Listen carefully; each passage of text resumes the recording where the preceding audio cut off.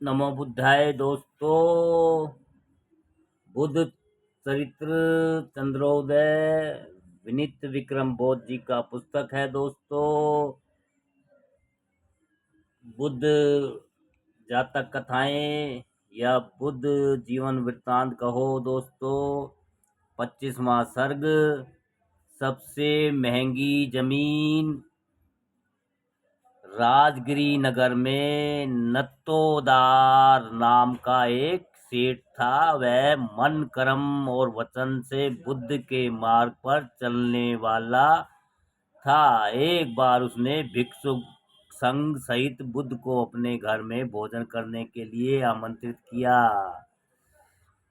उसने सवेरे से ही सब तैयारी प्रारंभ कर दी थी। उसके सेवक इधर उधर व्यस्त हो गए। उसी समय उसका बहनोई वहां आया और वह तैयारी देखकर अपने मन में बहुत विस्मित हुआ। बहनोई ने पूछा, आज तुम्हारे घर में कोई बारात आएगी अथवा ब्राह्मणों की कोई बड़ी जमात भोजन करेगी अथवा तुमने पूरे राजकाज समाज को भोजन के लिए निमंत्रित किया है? तुमने तो बहुत बड़ी तैयारी की है।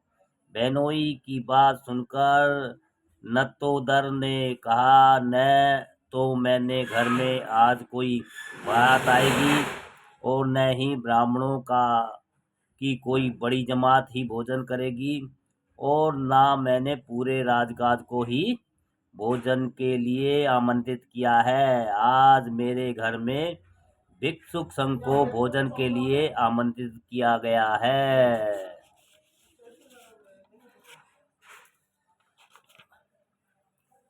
जो सभी प्रकार से बोध प्राप्त करके बुद्ध हो चुके हैं तथा जो सभी शोक संदेह शांत करने वाले हैं, आज मैं उन्हीं तथागत को अपने घर में भोजन दान देकर इस संसार में महान लाभ प्राप्त करूंगा।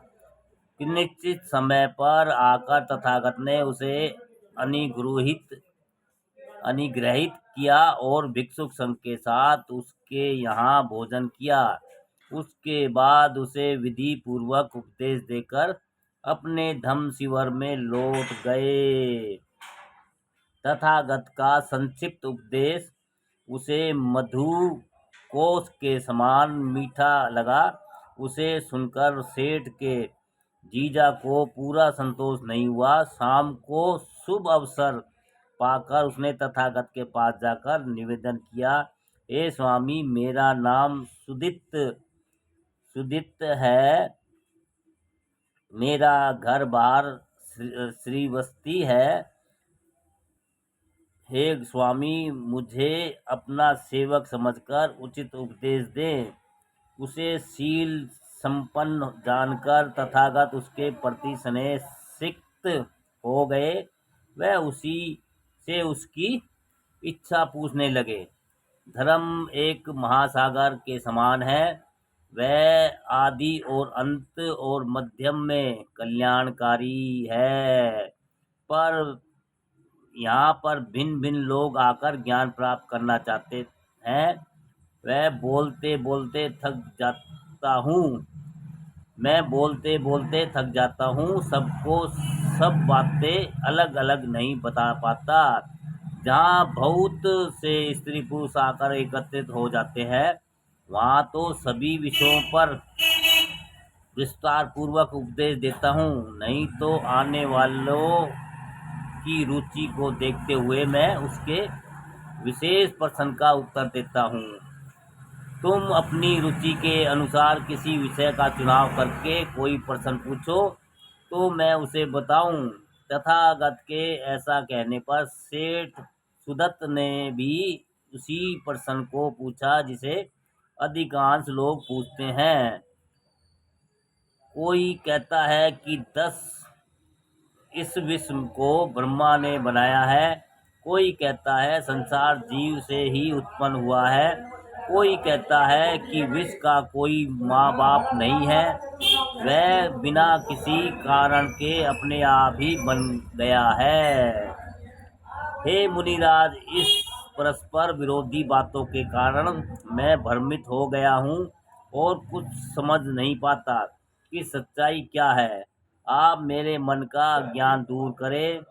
सुदत्त का यह प्रश्न लोक कल्याण के उद्देश्य के विरुद्ध था, इसलिए वह बुद्ध को अच्छा नहीं लगा। उन्होंने संक्षेप में ही उसका सार बताया। अगर इस संसार को ब्रह्मा ने पैदा किया है और यह सारा संसार उनका उसका पुत्र है, तो फिर ब्रह्मा किसका पुत्र है? जो किसी को पैदा करता है वह स्वयं भी तो पैदा होता है। पिता भी तो बिना पिता का नहीं होता।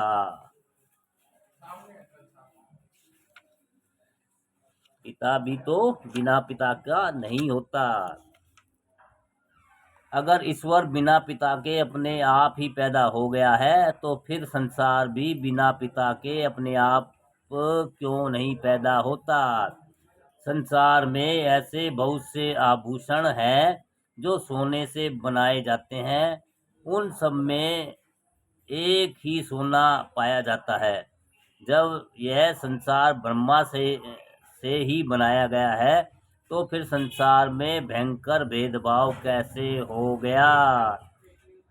संसार में एक और तो शांत, शीलवान, सरल, सत्यवादी, सुंदर, स्वस्थ और सुगढ़ और सुखी लोग हैं।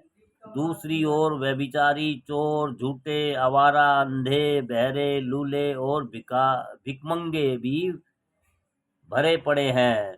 अगर ये सब ब्रह्मा से ही पैदा हुए हैं, तो फिर संसार में इस प्रकार के भेदभाव कैसे हो गया? अगर भगवान ही सबको बनाने वाला है, तो उसने शक्कर में रेत क्यों मिला दी? उसने अच्छे और बुरे को एक साथ मिलाकर क्यों रख दिया? उसने दूध में पानी क्यों मिला दिया? कलह है, क्लेश है, तनाव है, त्रास है। उसने दुखों का यह भयंकर जाल क्यों बुना? भयंकर आंधी है, बाढ़ है, भूकंप है, तूफान है, कठोर वज्रपात है। अगर संसार को अपने बनाने वाला ब्रह्मा है, तो फिर इस संसार में जितनी विपत्तियां और बुराई है, वे सब ब्रह्मा की ही बनाई हुई है। इस प्रकार ब्रह्मा सारे संसार का उत्पीड़क है, क्योंकि वही सब कष्टों का बनाने वाला है। तो फिर सारे संसार की विपत्ति का मूल कारण ब्रह्मा ही है। तो वह विश्व के लिए वंदनीय कैसे हो सकता है?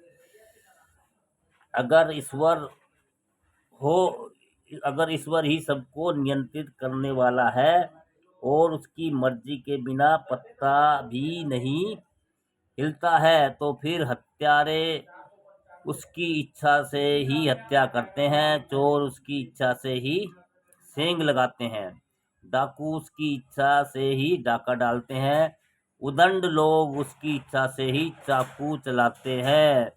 संसार में जितने भी बुरे कर्म होते हैं, सब उसकी इच्छा से ही होते हैं।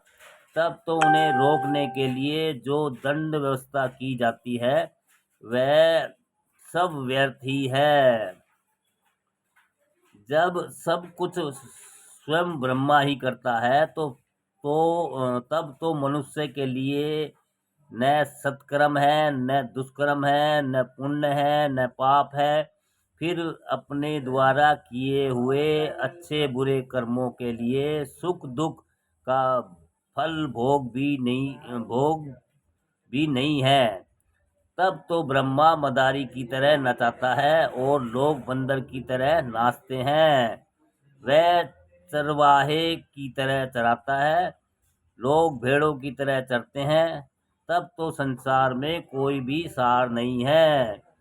अगर ब्रह्मा इस संसार में सब जगह व्याप्त है, ठठास भूसे की तरह भरा हुआ है, दाएं बाएं सब जगह ठूसा हुआ है, तो फिर वह कोई काम कैसे करता है? ना वह कहीं आता है न जाता है, अपने स्थान पर अचल हो गया है। तो फिर ऐसा जड़ और व्यापक ब्रह्मा संसार में किसके काम आएगा? अगर जीव की इसी सृष्टि का प्रेरणा है, जैसा आत्मवादी लोग जानते हैं, मानते हैं, तो फिर जीव के न चाहते हुए भी शरीर क्यों बूढ़ा हो जाता है, बीमार क्यों हो जाता है, भयंकर दुख झेलते हुए वह जन्म क्यों लेता है? जब जीव स्वयं ही सृष्टि को चलाने वाला है, तो वह अनेक प्रकार के संतापों में क्यों जलता है? अगर संसार का मूल कारण वही है, तो संसार में रहकर सब कष्ट क्यों भोगता है?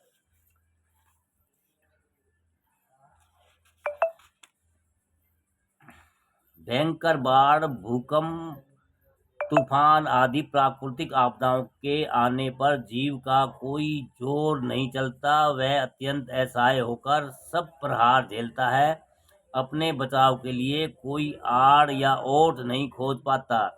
आकाश में सूरज, चांद, तारों की पंक्तियां अनेक प्रकार से चक्कर खाती हुई नाचती रहती है। जब उनके ऊपर जीव का कोई नियंत्रण नहीं है, तो वह उनका प्रेरणा कैसे हो सकता है? अगर सारे संसार में एक ही अखंड आत्म शक्ति या जीव शक्ति समाई हुई है, तो फिर तो सब जीवधारी भिन्न भिन्न क्यों हैं? सब अलग अलग अपने मुख से खाते हैं, सब अलग अलग अपने पेट से अगाते हैं। एक के खाने से दूसरे का पेट नहीं भरता, एक के घाव को पीड़ा दूसरे को नहीं होती। अगर आत्मवादी ऐसा जानते और मानते हैं कि संसार में जीव शक्ति अखंड है, तो फिर संसार के सभी जीवधारी एक साथ ही क्यों नहीं जीते मरते? अगर यह संसार बिना कारण के ही बन गया होता, तब तो संसार में सभी काम बिना कारण के ही होने लगते। तब तो अपने आप ही समुद्र में महल और आकाश में सेतु बन जाते। बिना खाए ही पेट भर जाता, बिना चले ही राह कट जाती। अगर बिना कारण के ही कार्य होने लगते, तो बहरा सुनने लगता और अंधा देखने लगता। बबूल के पेड़ पर आम के फल फैलने लगते और गूंगा मनुष्य बिना जीभ के ही मीठी बोली बोलने लगता। बिना पानी पिए ही प्यास बुझ जाती, बीज बोए बिना ही खेत में खेती उग जाती। संसार में सब कुछ बिना कारण के ही हो जाता, लेकिन संसार में ऐसा चमत्कार मैंने नहीं देखा। बिना कारण के कोई कार्य होते नहीं देखा। इस प्रकार ईश्वर और जीव दोनों ही कल्पित हैं। इन्हें सिद्ध करने के लिए संसार में कोई भी प्रत्यक्ष प्रमाण नहीं है। पृथ्वी, जल, वायु और अग्नि, यही चार मूल पदार्थ है। हमारी पांचों इंद्रियां उनके अस्तित्व की साक्षी है। ये चारों भौतिक पदार्थ अनवरत रूप से अपने अपने कर्म में संलग्न रहते हैं, अपने ही नियमों में बंधे हुए हैं, अपना नियंत्रण अपने आप करते हैं। ये अनेक प्रकार से एक दूसरे से मिलते जुलते हैं, अलग होते हैं। ये घटते बढ़ते भी हैं और बनते बिगड़ते भी हैं। अंतरिक्ष के विशाल मंच को पाकर ये नटों के समान नित्य नए नए रूप धारण करके कभी लचते हैं और कभी बचते हैं, कभी प्रकट होते हैं और कभी छिपते हैं। इस प्रकार ये तरह तरह के प्रपंच रचते बसते रहते हैं। यह करोड़ों काम चलाऊ रूप धारण करते हैं, कभी शांत नहीं रहते। विघटित होने पर ये तरह तरह के अणु परमाणु बिखेरते हैं, संगठित होने पर ये सूरज, चांद और तारों की रचना करते हैं। पदार्थों की विघटित होने पर जो अणु परमाणु बनते हैं, वे भी अत्यंत चंचल होते हैं और कभी एक क्षण के लिए भी स्थिर नहीं होते। कभी कभी ये विशेष अनुपात में समन्वित होकर संसार में सजीव भी दिखाई देने लगते हैं। इनके योग वियोग से तरह तरह के चर और अचर जीवधारी बनते बिगड़ते हैं। भौतिक पदार्थों के योग से बने हुए विभिन्न जीवधारी क्षण क्षण रिश्ते रहते हैं, घिसते रहते हैं और अन्य शरीरों में अपने जीवन शक्ति को अग्रेसित करके स्वयं मर जाते हैं। जड़ और चेतन के बीच में कोई स्पष्ट विभाजक रेखा न होने से बुद्ध दोनों को अभिन्न ही मानते हैं।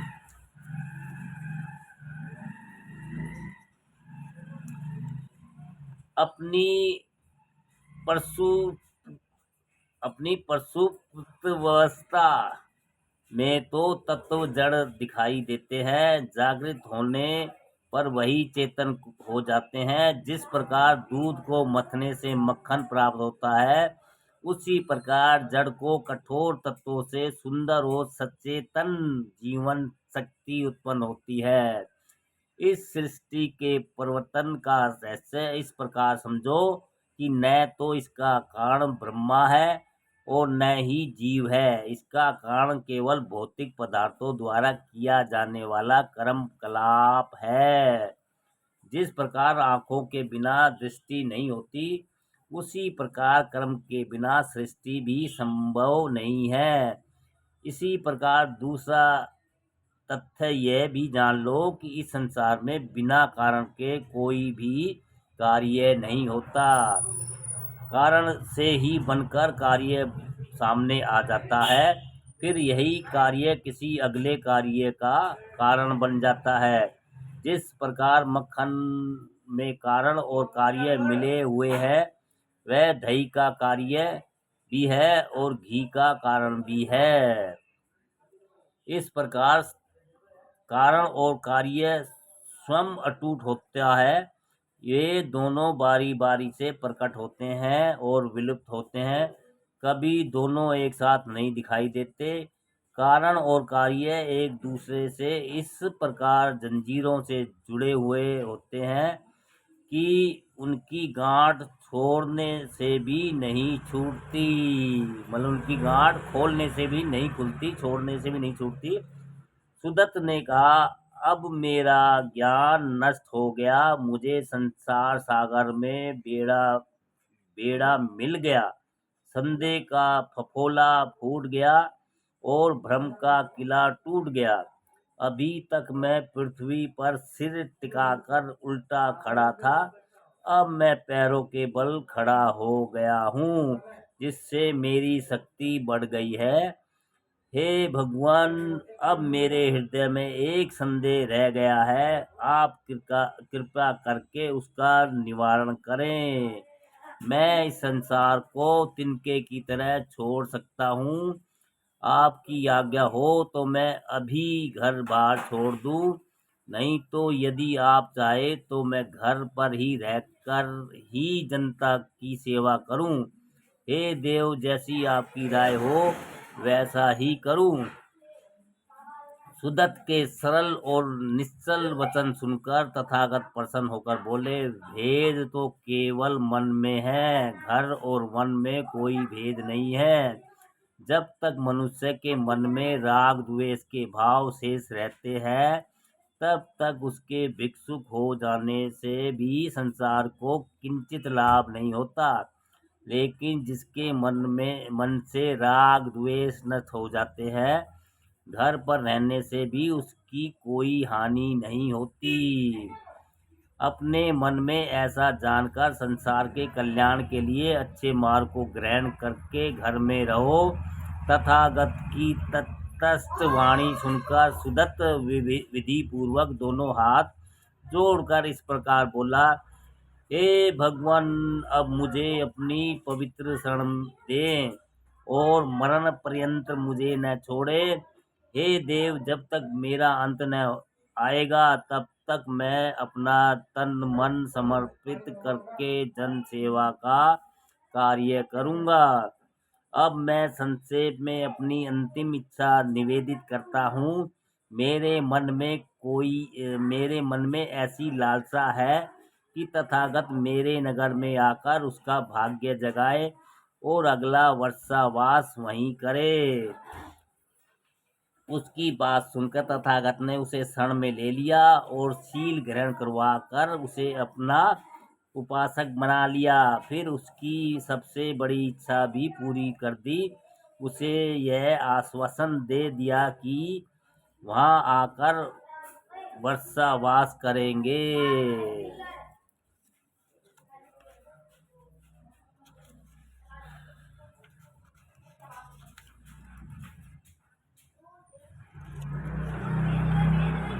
उसे जब उसे पूरा विश्वास हो गया तो उसने आदरपूर्वक प्रणाम किया। मन में अनेक कल्पनाएं करता हुआ उसी के घर लौट गया कल्पना करता हुआ उसी के घर लौट गया। सवेरा होने पर वह अपने घर को चला। मार्ग में सोचने लगा, यह मार्ग बहुत खराब है। मैं अपने देश में जाकर किस प्रकार से क्या उपाय करूं कि तथागत को आते समय थोड़ा भी कष्ट न हो। अपने घर में आकर सुदित ने अपने सेवकों को आदेश दिया। श्रीवस्ती राजगिरी मार्ग पर जाकर उन्होंने उचित उपाय किए। उन्होंने एक एक कोस पर कुएं खुदवाए और चार चार कोस पर आवास बनवा दिए। घाट और बाट जहाँ जहाँ ऊंचे नीचे और ऊबड़ खाबड़ जान पड़े वहाँ सब समतल करवा दिए गए। जब पूरा मार्ग सुगमय हो गया तब उसे दूसरी चिंता हुई।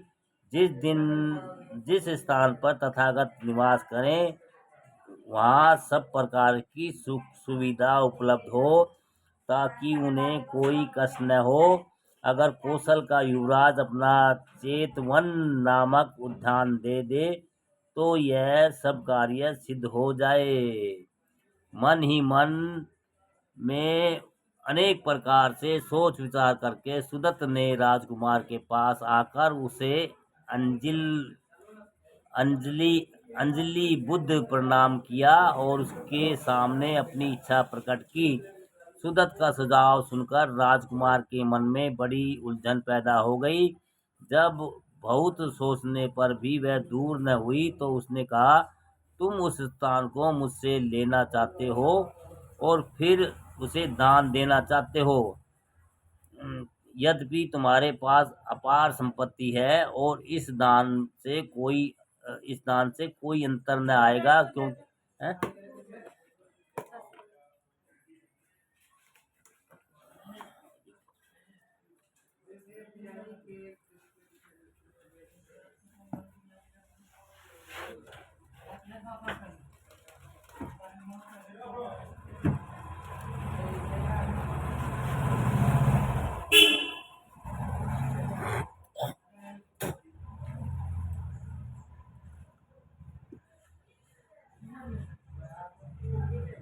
सुदत्त का सुझाव सुनकर राजकुमार के मन में बड़ी उलझन पैदा हो गई। जब बहुत सोचने पर भी वह दूर न हुई तो उसने कहा, तुम उस स्थान को मुझसे लेना चाहते हो और फिर उसे दान देना चाहते हो। यद्यपि तुम्हारे पास अपार संपत्ति है और इस दान से कोई अंतर नहीं आएगा क्योंकि सीप से उलीचने पर समुद्र में कोई कमी नहीं आती। तो भी तुम अपनी संपत्ति को ठोकरों से ठेल कर घर से बाहर मत निकलो। तेली के यहाँ बहुत तेल होता है पर वह उसे कभी पहाड़ में नहीं चुपड़ता। चतुर वणिक वही कहलाता है जो एक बहाकर दो प्राप्त कर लेता है। हे भिक्षुक लोग सदा सबसे लेते ही रहते हैं, किसी को कुछ देते नहीं है, अतः उन्हें कुछ देना ठीक नहीं है। भिखारी के हाथ में सोने का कंगन शोभा नहीं देता। मेरे जिस सुंदर उद्यान को देखकर देवताओं का नंदन वन वीरान लगने लगता है। क्या वह कौवों के रहने योग्य है? जो यूं तो मैं उसे दूंगा ही नहीं, लेकिन अगर दूंगा भी तो उसके लिए मैं थोड़ी कीमत न लूंगा। लाख तो मैं लूंगा नहीं, करोड़ छूंगा नहीं। ना तो मैं अरब को देखूंगा और न खरब को सोचूंगा। अपार धन पाकर मैं सब सहेज कर रख लूंगा। अगर स्वयं कुबेर मेरे पास आकर मेरे पैर दबाए और बगीचे की खुली हुई जमीन को असरफियों से ढक दे, तब भी शायद मेरा मन उसे देने के लिए राजी न हो। तुम उसे लेने का विचार छोड़ दो और भगवान का भजन करो। राजकुमार की बात सुनकर नगर सेठ मुस्कुराया। ठीक है राजकुमार, मैं तुम्हें वचन देता हूँ, तुम्हारे मुंह मांगे दामों पर ही चेतवन को खरीदे लेता हूँ।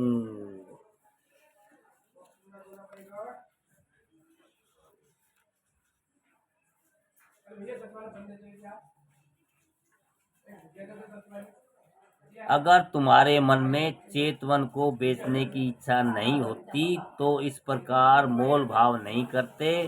तुमने अपने मन में सोचकर जो बहुत अधिक समझी वही ऊंची कीमत लगाई। तुम मुंह मांगा सोना ले लो और चेतवन दे दो, व्यर्थ में बात मत बढ़ाओ। तब राजकुमार अपनी बात से मुकर गया तो सुदत्त ने उसके लिए उचित उपाय किया। वह न्याय पाने के लिए न्याय सभा में आया तो पंचों ने झगड़ा पटा दिया। कुमार ने पहले ही बड़ा चढ़ाकर भाव ताव किया, उसके बाद उसकी कीमत भी बता दी। तो अब चेतवन बिक्री के योग्य माना जाएगा। खरीदार सोना देकर भूमि प्राप्त कर ले। इस निर्णय को सुनकर सेठ अपने मन में बहुत हर्षित हुआ।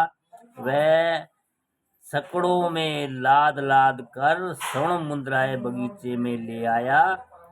जहां तक उसे खाली खुली जमीन मिली, उसने उसे एक एक तिल मुद्राओं से ढक दिया। जब उसका एक छोटा सा कोना ढकने को शेष रह गया तो राजकुमार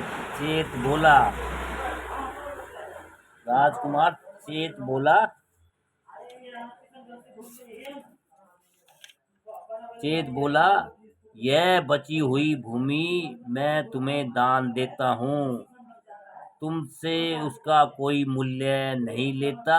तुमने जिस द्रव को पानी की तरह बहा दिया, उसे मैंने ललायित होकर अमृत की तरह ले लिया। तुम पृथ्वी के ताज हो तो मैं पृथ्वी को सोम देने वाला हूँ। न तो तुम्हारे समान कोई दानी है और न मेरे समान कोई लोभी है। दो विरोधी किनारे एक साथ आकर मिल गए हैं। अब इस महादान में थोड़ा मेरा दान भी मिला लो।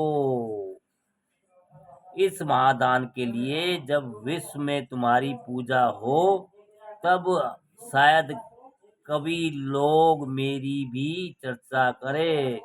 इस संसार में जवानी और दौलत कितने दिन रहती है। यद्यपि यह संपत्ति मेरे पास अधिक न रह पाएगी, तो भी अब वन तो तुम्हारा ही हो गया। इस प्रकार से सुदत्त को वही सुंदर उद्यान प्राप्त हुआ। वहां पर उसने भिक्षुक संघ के रहने के लिए एक विशाल संघाराम बनवाया। उसे सब प्रकार की सुख सुविधाओं से सुसज्जित कर दिया। फिर वह तथागत के आने की राह देखने लगा। वह सुंदर चेतवन इस प्रकार शोभामान हो गया था की आंखों को बहुत सुख देता था और लोगों के दुख का कारण हर लेता था, दुख का दुख का हरण कर लेता था।